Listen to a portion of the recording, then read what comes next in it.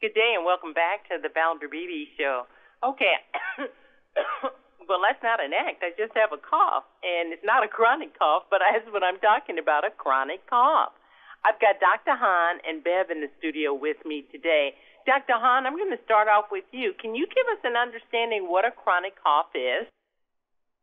Yeah, well, we've all coughed at some point, right? And it's a normal body reflex when our throat or lungs become irritated. But for some people, that reflex becomes disordered, leading to a chronic or persistent cough, which is defined as a cough that lasts for longer than 8 weeks. People with the condition often cough in bouts they can't control and usually feel a strong urge to cough or tickle in their throat right before that bout starts. There's actually roughly 12 million Americans that suffer from this condition, both men and women, and can be afflicted, but it's actually a bit more common in women, with the typical patient being a woman in her 50s. Is the chronic cough saying something to us, or is it a condition all by itself? It's actually a condition all by itself, and it can have real physical and emotional impacts on patients.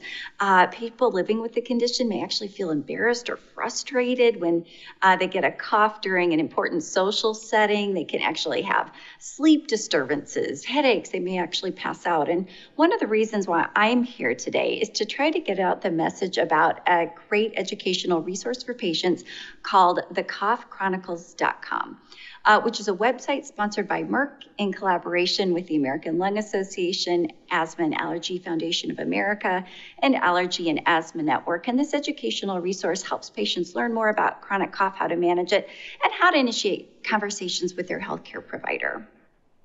When we're talking about this chronic cough, are we talking about an age group that it's more prevalent in, or is it just across the board?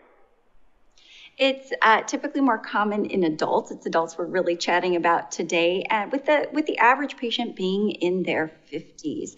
When a patient goes to their doctor and asks a little bit more, they may get asked questions, they may get a physical exam. The doctor may also run some specialized tests, including, say, breathing tests or CT scans, or even send them to a specialist. So it's really important that if a patient is experiencing such symptoms, that they start having conversations with their healthcare providers.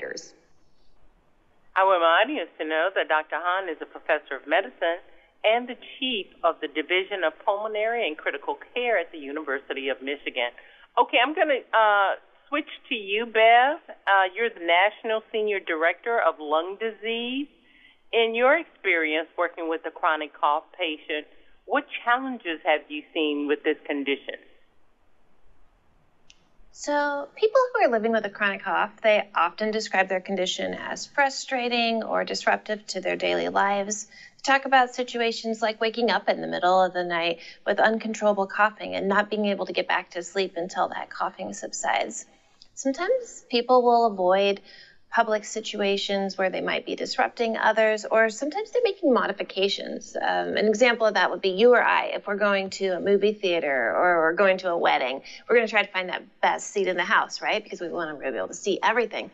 But if you're living with a chronic cough, you might be more likely to sit in the back or sit in the aisle, because you want to be able to have a really quick way to get out, so that if you have an uncontrollable bout of coughing, you're not disrupting others. People with the chronic cough, they're thinking about coughing all the time, even when they're not coughing. The Cough Chronicles, tell me, how can the listener that's listening now, how can they get support by using this? Yeah, your listeners can visit thecoughchronicles.com, and it can be a key resource to learn all sorts of things about chronic cough. One of the available resources is the Cough Tracker. It's a healthy living app that is free to download. It's easy to use. It works by tracking the number of coughs that you're having and recording them over a certain amount of time. So it's not a diagnostic tool, but what's really cool about it is it can help you get a better understanding of what triggers might be causing you to cough, and then you can have a more productive conversation with your healthcare provider. I want to thank you so very much. And Dr. Hahn, if someone feels that they are having a persistent cough, where do they start? With their primary physician, or do they go to a specialist? Where do they start? I think your primary care physician is always a great place to start, and then they can refer you on to a specialist as needed. And again, patients can go to thecoughchronicles.com to get more information as well. I want to thank you both for that information and bringing this to our attention. I'm sure this has relevance for many people listening. Have a great day.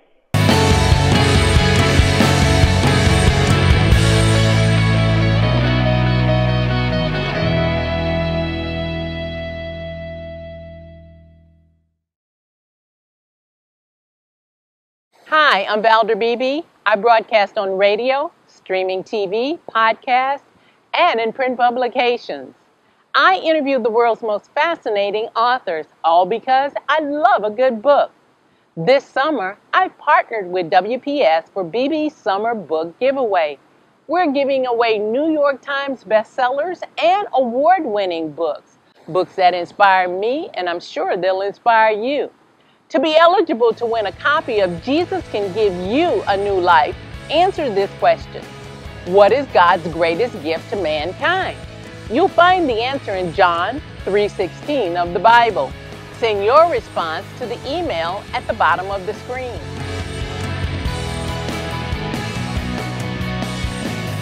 I'm Valder Beebe, and I'll see you for the next Beebe Summer Book Giveaway.